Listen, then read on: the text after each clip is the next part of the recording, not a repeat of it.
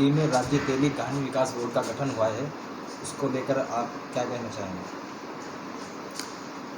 देखिए, इसको लेके गठन तो हो गया, लेकिन अभी सरकार ने इस पे कोई नियुक्तियां नहीं की। तो जब नियुक्तियां हो जाएगी तो उसके बाद बोर्ड का काम शुरू होता है। बोर्ड का अध्यक्ष बनने के लिए क्या प्रावधान है? किस तरीके से बोर्ड का अध्यक्ष चुना जाएगा? बोर्ड के अध्यक्ष बनने का प्रावधान तो सीएम साहब के हाथ में है, वो जिसे चाहे बनाए। काबिलियत के एतबार से या जो भी उनका एक सिस्टम है बनाने का, तो वो ये सब पार्टी लेवल और सीएम साहब, तो सीएम साहब के पास अपने बायोडाटा पेश करते हैं लोग, और सीएम साहब जिनके बारे में समझते हैं कि भाई हाँ ये ठीक रन करेंगे, उनको बना सकते हैं। आप इसके मजबूत दावेदार हैं। अगर आप बोर्ड के अध्यक्ष बनते हैं तो क्या प्लान है आपके पास? किस तरीके से काम करेंगे? देखिए जी, अगर ये जिम्मेदारी हमारे पास आती है तो हम समाज की तरक्की के लिए ज़्यादा से ज़्यादा योजनाएं बनाएंगे। समाज को क्या चाहिए, तेली समाज की ज़रूरतों को, क्योंकि तेली समाज बहुत बड़ा समाज है। तकरीबन 18 से 20 लाख तेली समाज के लोग राजस्थान में रहते हैं और उनकी अलग अलग तरीके की ज़रूरतें होती हैं। कॉमन ज़रूरत सबकी तालीम की तो कॉमन है, इसलिए सबसे पहला काम तो हम ये करेंगे कि हमारे समाज की तालीम की दिक्कतें क्या क्या हैं, उनका समाधान के लिए हम क्या कर सकते हैं हमारे बोर्ड के माध्यम से, वो हम करेंगे। इसी तरह रोज़गार को लेकर के क्या क्या रोज़गार की दिक्कतें हैं, उस दिक्कतों को कैसे हम दूर कर सकते हैं, उसकी प्लानिंग करेंगे। गवर्नमेंट से उन प्लानिंग के मुताबिक कुछ ना कुछ बजट लेंगे और पूरी कोशिश करेंगे कि हमारे बेरोज़गार लोग उसमें उसका लाभ उनको मिले। आपको कट्टर कांग्रेसी माना जाता है, 2 बार आप संवैधानिक पदों पर भी रह चुके हैं। समाज को एकजुट करने के लिए किस तरीके से काम करेंगे आप? देखिए, इसमें दो राय नहीं है कि हम पिछले 40-50 साल से कांग्रेस की सेवा करते रहे हैं। ऑल इंडिया मिल्ली कौंसिल में मैं सेक्रेटरी रहा हूँ, स्टेट सेक्रेटरी आज भी हूँ। उसके माध्यम से आम मुसलमानों की तमाम ज़रूरतों को लेकर हम सरकार से डिमांड करते रहे हैं। और सच्चर कमेटी के मामले में भी सच्चर कमेटी हम ही लोगों ने बनवाई थी, और उस सच्चर कमेटी के लिए हम लोग गए थे दिल्ली, और सरदार जी उस वक़्त प्राइम मिनिस्टर थे, उनसे मिले थे और उनसे मिलके हमारी मुसलमानों की जो हालत थी वो बताई उन्हें। उसके बाद उन्होंने कमेटी कायम की और स्कॉलरशिप से हमारा शुरुआत की। बहुत सारी चीज़ें उन्होंने की थी लेकिन वो लागू नहीं हुई। सच्चर कमेटी की अगर रिपोर्ट लागू हो जाती तो आज मुसलमानों को बहुत बड़ा फ़ायदा होता।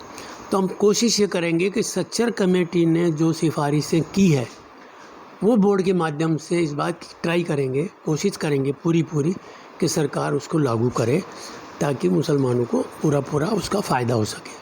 बोर्ड बनने के बाद तेली समाज में बिखराव की खबर भी चर्चा कर रही है, आप उसको लेकर क्या कहना चाहते हैं? देखिए, ये स्वाभाविक चीज़ है।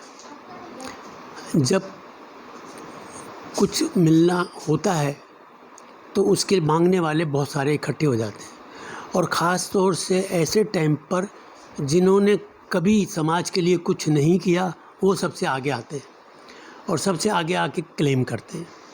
लेकिन समाज भी जानता है, और मैं समझता हूँ सरकार में भी बैठे हुए लोग जानते हैं कौन कितना काम करता है सरकार के लिए, किसकी क्या कैपेसिटी है। ये सब चीज़ें हम समझते हैं मुख्यमंत्री जी से नज़र में हैं, लेकिन उसके बावजूद भी ये एक ऐसा होता है कि जब ये मामला होता है तो आपस में बंटवारे की नौबत आ जाती है एक दूसरे को। हम इस सिलसिले में बस एक ही बात कहना चाहते हैं कि सबको अधिकार है आगे बढ़ने का, बढ़ना चाहिए। अपने अपने बायोडाटा सीएम साहब को पहुंचाने चाहिए, कोई इसमें बुराई की बात नहीं है।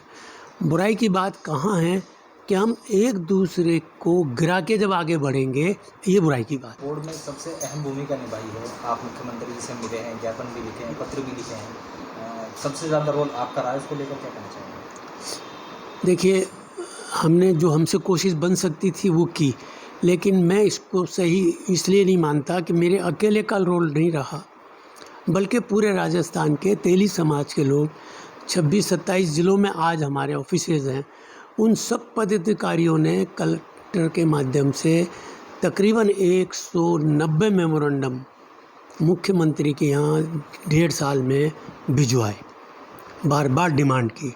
हम उसके लिए प्रयास करते रहे, हमने पूरी कोशिश की उनके मंगवाने में, और मुख्यमंत्री से इन सब बातों को लेके मनवाने में कि साहब हमारी ज़रूरत इतनी है, हमारी तादाद इतनी है, हम इतने पिछड़े हैं, इसलिए बहुत ज़रूरी है कि हमारा बोर्ड भी बनाया जाए। हमारी इन तमाम चीज़ों को मुख्यमंत्री जी ने सुना। उसके बाद पूरे राजस्थान से डेलीगेशन को बुलवाया। हमने पूरे राजस्थान के डेलीगेशन से मुलाकात कराई भी सीएम साहब की। सीएम साहब ने बातचीत की, सीएम साहब संतुष्ट हो गए। संतुष्ट होने के बाद हमें उन्होंने कहा मैं बना दूंगा, और उसके बाद मैंने 1.5 महीने बाद बना दिया। राज्य सरकार मिशन 2030 पर काम कर रही है, अब्दुल लतीफ़ आरको साहब की उसमें क्या भूमिका होगी? देखिए, हमने इस 2030 के मिशन के बारे में अभी अल्पसंख्यक आयोग को, अल्पसंख्यक डिपार्टमेंट को हमने अभी एक 8 पेज की डिमांड नोट दिया है कि मुसलमानों को क्या क्या परेशानी है, किस किस दौर से मुसलमान गुज़र रहा है, और उसके साथ कहाँ कहाँ नाइंसाफ़ी हुई है। उन सारी नाइंसाफ़ियों को लेकर के हमने उनको लिखा है कि आप मुल्क को आगे बढ़ाने की जब बात कर रहे हैं कि 30 में मुल्क हमारा कहाँ होना चाहिए, तो आप 11% सरकारी आंकड़े के मुताबिक मानते हैं मुसलमानों को, तो 11% मुसलमानों को इग्नोर करके आप आगे नहीं बढ़ सकते। हमारी तालीम गिरती जा रही है, हमारी तालीम के मामले में कोई सरकार तवज्जो नहीं दे रही है, हमारे रोज़गार के मामले में सरकारें तवज्जो नहीं दे रही है, और सबसे बड़ी जो बात है वो ये है कि आज मुल्क में, इन राजस्थान में नहीं पूरे मुल्क में नफ़रत का बाज़ार इतना गर्म हो गया है कि आज मुसलमान को रोड पर, ट्रेन में, जगह जगह अपनी सेफ्टी के लिए डर लगा रहता है, नाम पूछ कर गोलियां मारी जा रही है। ऐसे हालात में इससे ज़्यादा बुरा और क्या हो सकता है।